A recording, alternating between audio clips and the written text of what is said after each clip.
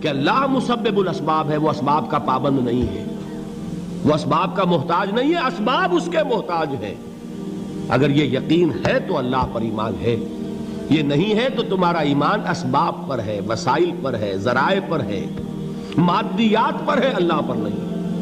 اس وقت کہاں راستہ تھا؟ کوئی راستہ تھا؟ سمندر ہے اور ادھر سے لشکر آ گیا ہے۔ کلا ان معی ربی سیہدین۔ اب دیکھیے ایمان کہہ دینا آسان ہے، ہوا معکم اینما کنتم، جہاں کہیں بھی تم ہوتے ہو اللہ تمہارے ساتھ ہوتا ہے، لیکن اس کا یقین قائم ہو جائے تو زمین و آسمان کا فرق واقع ہو جائے۔ یہی بات ہوئی حضور کے ساتھ۔ غار ہے، چھپے ہوئے ہیں محمد الرسول اللہ اور آپ کے وہ یار غار ابو بکر صدیق رضی اللہ تعالی عنہ۔ اقبال نے حضرت ابو بکر کی شان میں چند اشعار کہے صرف، لیکن واقعہ یہ ہے کہ بھاری بھاری نظموں پر اور قصیدوں پر بھاری ہے، طویل ترین نظمیں اور قصیدے ہوں ان پر بھاری ہے۔ ہمت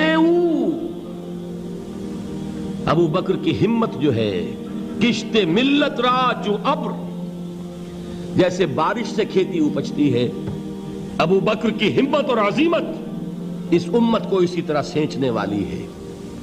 ثانی اسلام و غار و بدر و قبر، وہ دوسرے تھے اسلام میں، دوسرے پہلے کون تھے؟ انا اول المومنین، حضور فرماتے ہیں سب سے پہلا ایمان لانے والا میں، دوسرے ابو بکر۔ ویسے ہمارے ہاں یہ چلتا ہے اختلاف، حضرت علی پہلے ہیں کہ حضرت ابو بکر پہلے ہیں، لیکن اس میں بڑی خوبصورت تطبیق قائم کی ہے علماء نے اور بہت صحیح ہے۔ چار کے بارے میں فیصلہ ہی مت کرو کہ کون پہلے ہے، ان کی ایک عجیب تقسیم کر دی ہے۔ آزاد مردوں میں، بالغ مردوں میں سب سے پہلے ابو بکر، بچوں میں سب سے پہلے علی، خواتین میں سب سے پہلے خدیجہ، اور غلاموں میں سب سے پہلے زید ابن حارثہ۔ بڑی پیاری تقسیم ہے، یہ چاروں ہی پہلے ہیں، ہر ایک کے لیے اولیت ہے۔ اور واقعہ یہ ہے کہ اگر زمانی اعتبار سے تعین ہوگا تو پہلے خدیجۃ الکبریٰ آئیں گی رضی اللہ تعالی عنہ۔ کسی اور سے بات کرنے کی نوبت بعد میں آ سکتی ہے، پہلے تو اہلیہ محترمہ سے بات ہوئی، آتے ہی پہلی وحی ہوئی ہے، ابھی تبلیغ کا حکم نہیں تھا۔ کس کو بتایا واقعہ؟ ابھی اپنی نبوت کی تبلیغ کا تو حکم ہی نہیں آیا۔ واقعہ کس کا ہے؟ وہ خدیجہ کا ہے۔ جب کہا ہے کہ خشیت علی نفسی، مجھے اپنی جان کا اندیشہ ہے، تو کیا جواب دیا خدیجہ نے رضی اللہ تعالی عنہا؟ وہ صدیقۃ الکبریٰ ہے۔ صدیقات جو ہیں خواتین، ان میں چوٹی پر خدیجۃ الکبریٰ ہے رضی اللہ تعالی عنہا، اور صدیق جو مرد ہیں ان میں صدیق اکبر ہے ابو بکر صدیق رضی اللہ تعالی عنہ، لیکن صدیقات میں چوٹی پر۔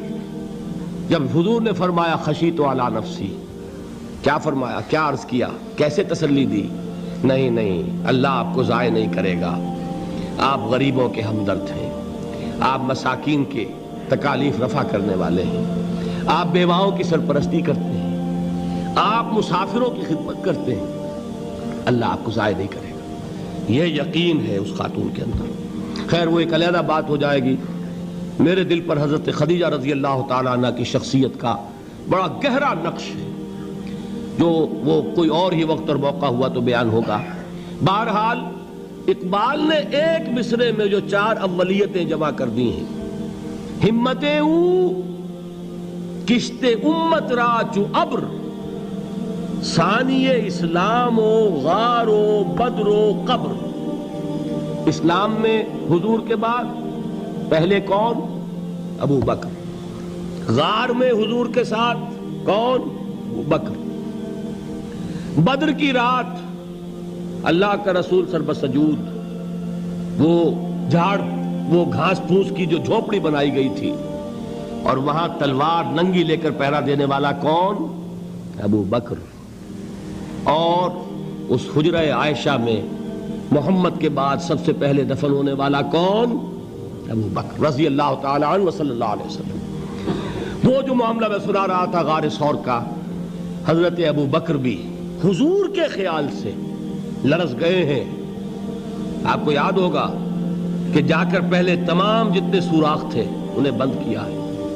ایک سوراخ رہ گیا تھا جس کو بند کرنے کے لیے کوئی کپڑا نہیں تھا. وہاں اپنی ایڑی رکھی ہے. تب کہا ہے حضور سے تشریف لائیے, اور اپنے زانو پر حضور کو لٹایا ہے. اور وہاں کسی موذی جانور نے کاٹا ہے. حضور کی آنکھ لگ گئی تھی. اس وقت اس بل کے اندر جو بھی بچھو ہے کیا ہے واللہ عالم, اس نے کاٹا ہے. اس کی تکلیف کی وجہ سے ابو بکر کی آنکھوں سے آنسو ٹپک گئے. حضور کے چہرے مبارک پر پڑے ہیں تو حضور جاگے ہیں, معاملہ کیا ہے. ایڑی نہیں ہٹائی وہاں سے, مبادا وہ جانور وہاں سے نکل کر محمد الرسول اللہ کو کوئی گزن پہنچا دے. ابو بکر کی ایڑی ہے, جس طرح چاہے کھا لے, ختم کر دے, جان نکل جائے تب کوئی آنچ آئے محمد پر تو آئے, لیکن جیتے جی نہیں. وہ ہے ابو بکر حضور کے خیال سے. اس وقت حضور نے پھر اپنا لعاب دہن لگایا ہے اور اس سے پھر آپ کی تکلیف ختم ہوئی. جیسے خیبر میں حضرت علی کی آنکھ دکھ رہی تھی, اس کو جو شفا حاصل ہوئی ہے وہ بھی حضور کے لعاب دہن سے ہوئی. تو بہرحال اس وقت انہوں نے کہا ہے کہ اے نبی یا رسول اللہ, اگر اس وقت ان میں سے کسی نے غیر ارادی طور پر بھی اپنے قدموں کی طرف جھانک لیا تو پکڑے جائیں گے. کیا جواب تھا اللہ کے رسول کا؟ لا تحزن ان اللہ معنا. اللہ ہمارے ساتھ ہے, کیوں گھبراتے ہو ابو بکر. یہ ہے ایمان باللہ, میرا مالک اللہ, میرا رازق اللہ, میرا محافظ اللہ, میرا مددگار اللہ, میرا پشت پناہ اللہ, میرا دوست اللہ.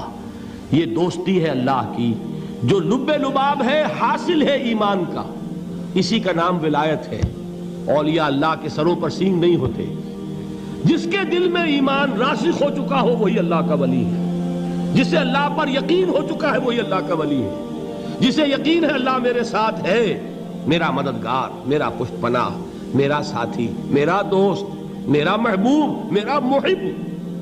اللہ اہل ایمان سے محبت کرتا ہے. واللہ یحب الصادقین. ان اللہ یحب الذین یقاتلون فی سبیلہ صفا کانہم بنیان مرصوص. اللہ محبت کرنے والا, اہل ایمان محبوب, اور اہل ایمان محبت کرنے والے اللہ محبوب. والذین آمنوا اشد حبا للہ. آپ تصور کیجئے جسے یہ رشتہ ایمان یا رشتہ ولایت حاصل ہو جائے, الا ان اولیاء اللہ لا خوف علیہم ولا هم یحزنون. آگاہ ہو جاؤ, اللہ کے دوستوں کے لیے نہ کوئی خوف ہے نہ کوئی حزن ہے. اور میں بیان کر چکا تھا, خوف اور حزن کے خاتمے ہی کا نام امن ہے. زوال خوف, زوال حزن. یہ خوف اور حزن کیوں آتے ہیں بار بار؟ اللہ تخافوا ولا تحزنوا, دونوں آ گئے. الا ان اولیاء اللہ لا خوف علیہم ولا هم یحزنون, پھر وہی دو. وہ کیوں ہے؟ خوف ہوتا ہے کسی مستقبل کی بات کا, یہ نہ ہو جائے, وہ نہ ہو جائے, یہ نقصان نہ پہنچ جائے, یہ تکلیف نہ ہو, یہ غضب نہ آ جائے. خوف ہے مستقبل سے. حزن ہے یہ کیوں ہوا, یہ نہیں ہونا چاہیے تھا, یہ میرا فلاں چیز میرے ہاتھ سے جاتی رہی ہے, فلاں موقع نکل گیا, اب بیٹھے ہوئے ہیں اندر ہی اندر کڑ رہے ہیں, صدمہ ہے اور رنج ہے. اور جو اللہ پر ایمان رکھتا ہے وہ جانتا ہے ما اصاب من مصیبت فی الارض ولا فی انفسکم الا فی کتاب من قبل ان نبرأها ان ذلک علی اللہ یسیر لکی لا تعصوا علی ما فاتکم ولا تفرحوا بما آتاکم واللہ لا یحب کل مختال فخور. اس زمین میں یا تمہاری جانوں میں کوئی تکلیف, کوئی مصیبت نہیں آ سکتی سوائے اس کے کہ جو اللہ نے لکھ دی ہو, اس سے پہلے کہ وہ ظاہر ہو. جس کو یہ حقیقت معلوم ہو گئی اس کو یہ طرز عمل اختیار کرنا چاہیے. جو چیز چھن جائے, جاتی رہے, چھوٹ جائے, اس پر افسوس نہ کرو. کس نے چھینی؟ دوست نے. دوست کے فیصلے پر شکایت. دوستی کو بٹا لگا رہے ہو, سرے تسلیم خم ہے جو مزاج یار میں آئے. اگر دوستی ہے تو پھر تو تمہیں گردن جھکانی چاہیے کہ ہر چہ ساقی ماریخت عین الطافست, جو بھی میرا ساقی میرے پیالے میں ڈال دے اس کا کرم ہے.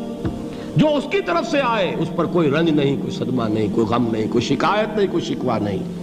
اور جو ہوگا وہ اس کے اذن کے بغیر نہیں ہوگا, اور اس کا اذن ہوگا تو یقیناً میرے لیے خیر ہی خیر ہے, چاہے وہ ناگوار شے ہو, بظاہر مجھے اچھی نہ لگ رہی ہو، میری شارٹ سائٹڈنس میں مجھے وہ نظر آ رہی ہے کہ میرے لیے بری ہے، لیکن قرآن نے کہا ہے عسیٰ ان تکرہوا شیئا وہو خیر لکم وعسیٰ ان تحبوا شیئا وہو شر لکم واللہ یعلم وانتم لا تعلمون۔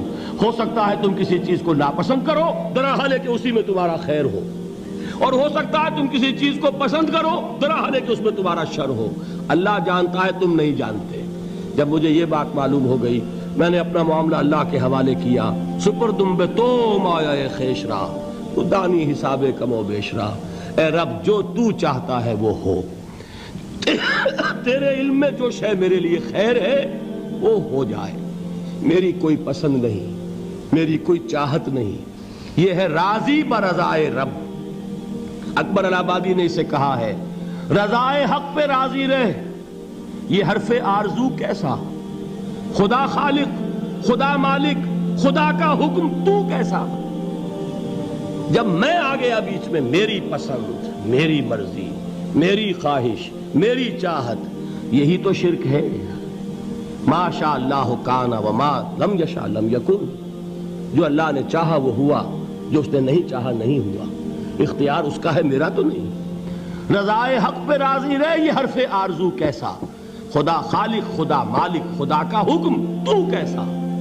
اقبال نے اسے کہا ہے فارسی میں، اب آپ کہیں اس کا ترجمہ بھی کرو تو وہ مجھے ذرا اس وقت کچھ بہت ہی بدذوقی کسی بات نظر آئے گی۔ جائیے پوچھئے کسی سے جسے فارسی آتی ہو۔ بروں کشید ز پیچا کے ہست و بود مرا، چے اقدہا کے مقام رضا کشود مرا۔ مجھے تو تمام پیچ و خم سے نکال دیا اس مقام رضا نے، میں راضی برضائے رب ہوں، جو فیصلہ اس کا میں اس پر راضی۔ تو کہاں کا حزن اور کس کا خوف، یہی زوال حزن اور زوال خوف، یہی ہے امن، یہ نتیجہ ہے ایمان کا۔ تو جان لیجئے یہ ہے لب لباب، یہ ہے حاصل ایمان کا، یہ ہے تو ایمان ہے، یہ نہیں ہے تو ایمان نہیں۔